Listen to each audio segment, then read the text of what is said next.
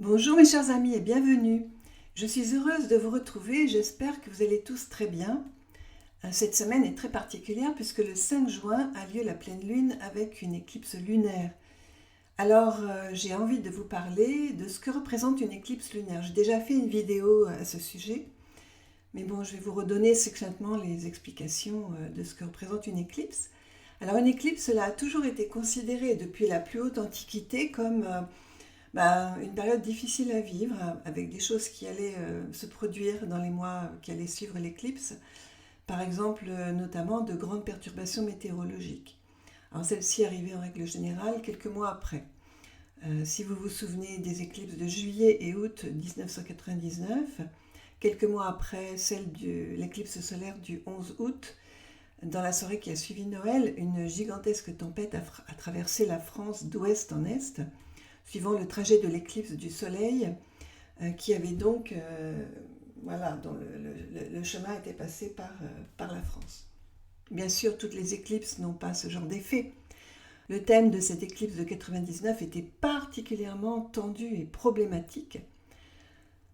Il faut savoir que les éclipses lunaires et solaires se suivent, et ce, 2 fois par an en règle générale. Donc il y a une nouvelle lune suivie d'une pleine lune, ou une pleine lune suivie d'une nouvelle lune, et on a une éclipse de lune et ensuite une éclipse de soleil.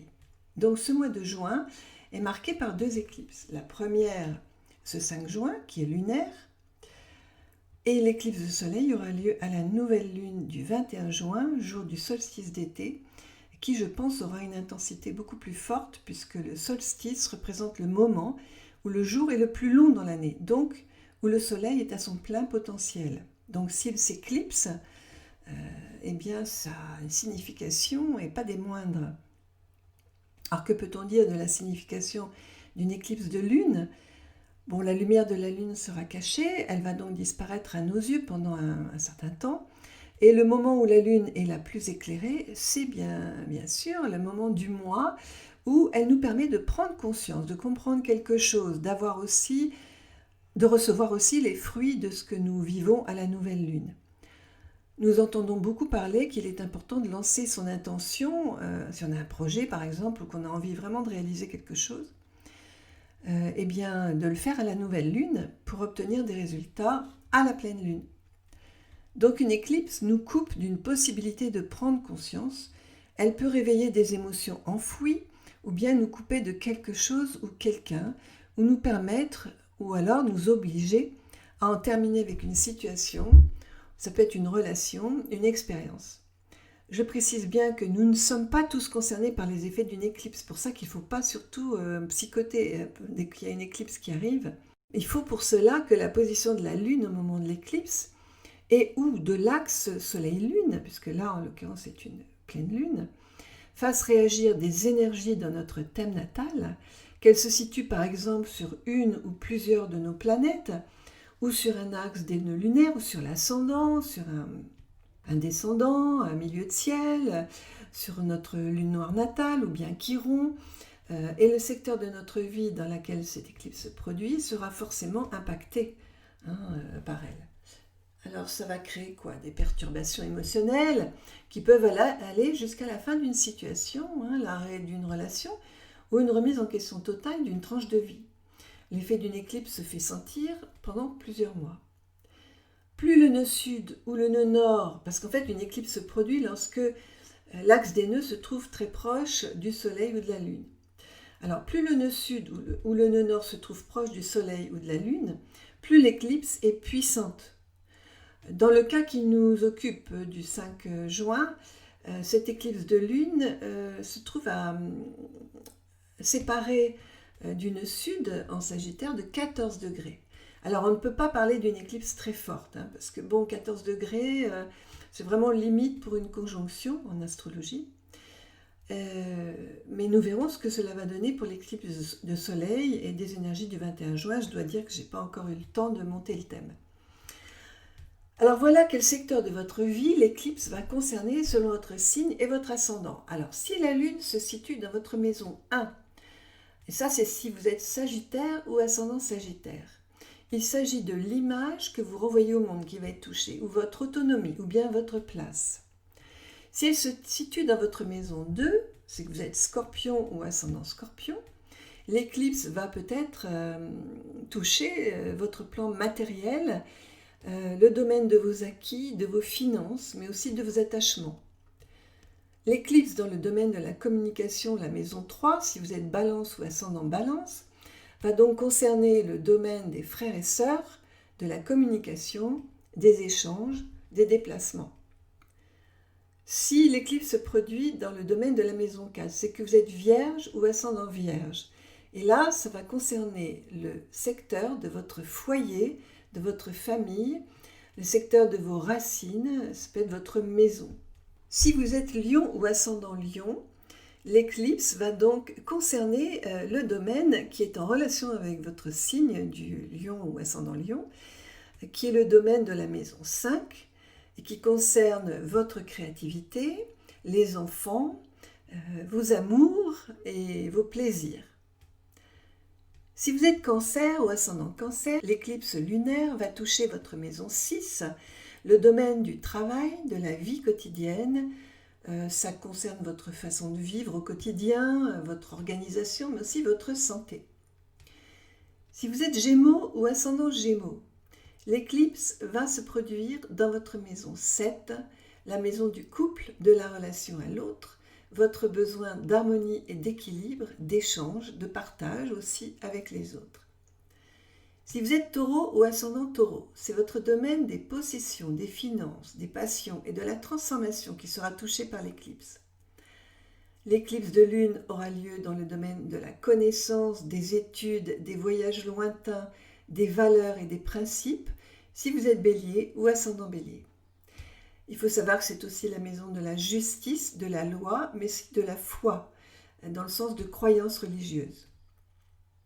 Si vous êtes poisson ou ascendant poisson, l'éclipse lunaire se produira dans le domaine de la carrière, de la place sociale, de votre domaine professionnel, de vos projets professionnels aussi.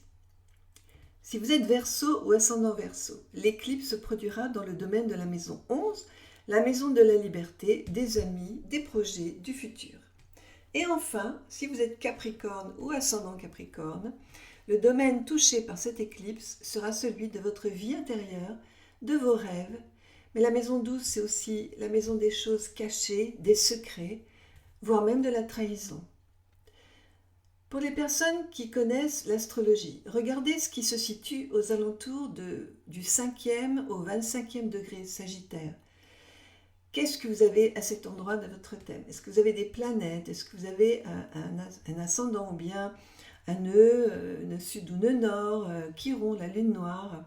Car alors, vous allez être beaucoup plus impacté par l'effet de cette éclipse. Voilà, elle aura dans les mois qui vont venir des répercussions dans votre vie. Et c'est justement ce qu'elle va toucher comme planète, comme axe, qui va vous donner des indications intéressantes sur ce qui peut vraiment se passer.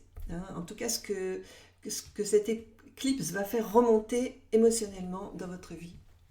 Je vous rappelle que cet horoscope est généraliste. Il ne peut pas tenir compte des planètes de chacun, bien sûr, et cette interprétation peut vous parler ou pas. Pour un thème plus personnalisé, vous pouvez me contacter sur mon adresse mail. Sachez que je propose différents types d'études astrologiques. Alors maintenant, je vais vous parler plus succinctement des énergies de la semaine, à commencer par lundi 1er juin. La semaine commence par une lune en balance carrée à Mercure, et avec encore un ascendant Verseau pour Paris. La lune en balance donne l'envie de contacts sociaux, de relations avec les autres, d'équilibre et d'harmonie. L'ascendant Verseau, c'est toujours ce besoin de liberté que l'on a et qui est bien légitime après les épreuves que nous avons vécues depuis le mois de mars. Les balances et les signes d'air et de feu commencent donc bien la semaine. Et si vous êtes du signe de la balance, du Sagittaire, du Verseau, Gémeaux et Lion, vous allez vous sentir bien dans la relation à l'autre. Vous allez rechercher le contact, avec des difficultés peut-être à vous faire entendre à cause de ce carré de la Lune à Mercure, à exprimer ce que vous ressentez.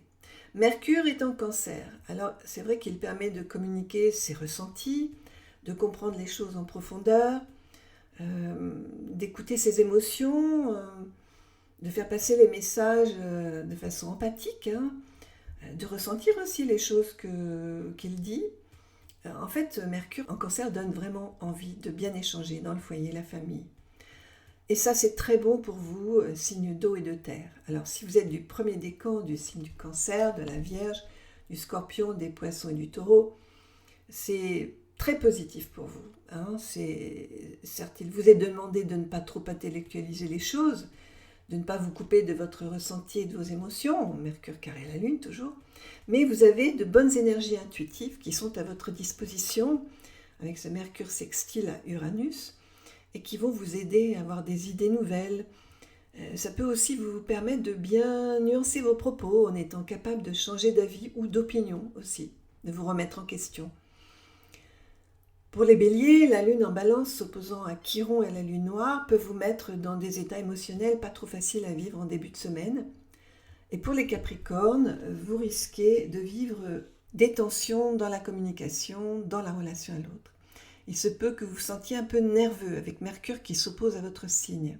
Alors le soleil se rapprochant de Vénus rétrograde de semaine en semaine va éclairer certaines relations ou des sentiments que l'on a peut-être tendance à garder un peu enfouis ou cachés, que l'on a du mal peut-être à exprimer.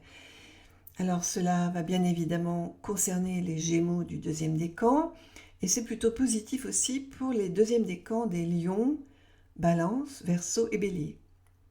Pour les Sagittaires du deuxième décan, il se peut que vous preniez du recul concernant une ou plusieurs relations.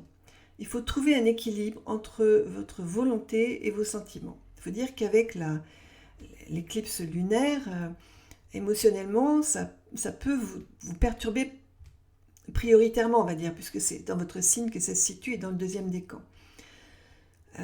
Voilà, alors il se peut qu'à ce moment-là, vous sentiez plus ou moins fortement la difficulté d'être ou d'entrer en relation avec les autres. Peut-être que à cause du fait que vous allez ressentir l'attitude des autres face à vous, comme étant en retrait ou à la méfiance. Mercredi, la Lune sera en Scorpion, fera une opposition à Uranus, Lune noire et un carré à Saturne rétrograde. Alors là, il se peut que nous ressentions encore les contraintes liées à notre liberté. Et les Taureaux, Lions, Scorpions et Verseaux du premier décan risquent de se sentir tiraillés entre leur besoin de liberté et leur envie de rester quand même dans leur sécurité.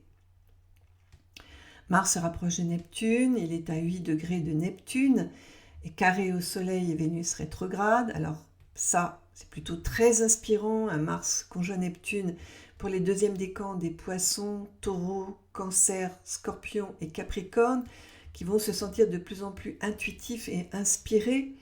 Alors si vous êtes créateur ou musicien de ces signes, c'est très bon pour vous, profitez-en, vous pouvez avoir beaucoup d'inspiration, d'imagination, et avoir de nouvelles idées aussi créatives pour mettre en place de nouveaux projets. Pour les deuxièmes décans des Gémeaux, Vierge et Sagittaire, Mars conjoint Neptune peut vous entraîner dans des chimères, voire des rêves impossibles. Attention à être bien objectif, à ne pas vous battre contre des moulins à vent ou d'embrasser une cause perdue d'avance.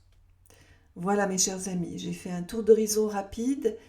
Je voulais vous parler de cette éclipse lunaire.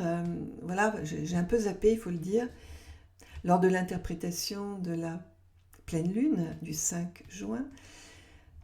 Peut-être parce que visuellement, j'ai vu que la lune était assez éloignée du sud et donc pour moi, c'était pas une éclipse si importante que ça. Mais je me suis dit quand même que c'était intéressant de vous en parler pour que vous puissiez voir si effectivement elle vous impacte, de quelle façon elle vous impacte et l'intensité de l'impact de cette éclipse sur vous, selon votre signe natal et dans votre vie. Voilà. N'hésitez pas à partager si le contenu de cette vidéo vous plaît, à liker, à commenter. Ne ratez pas surtout l'interprétation de la nouvelle lune du 21 juin parce que là, par contre, l'éclipse solaire va avoir un impact certain sur le monde et dans nos vies. Et donc là, je vais aller un peu plus loin dans l'interprétation et surtout regarder quels vont être les pays qui vont être touchés par cette éclipse solaire. Merci beaucoup de votre écoute. Je vous dis à très bientôt et très bonne semaine à vous. Première semaine de juin. Voilà. À très bientôt.